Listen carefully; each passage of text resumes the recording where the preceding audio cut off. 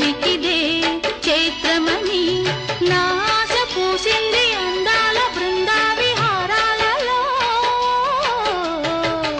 పరిమళించు పున్నమిలో ప్రణయ వీణ పలికింది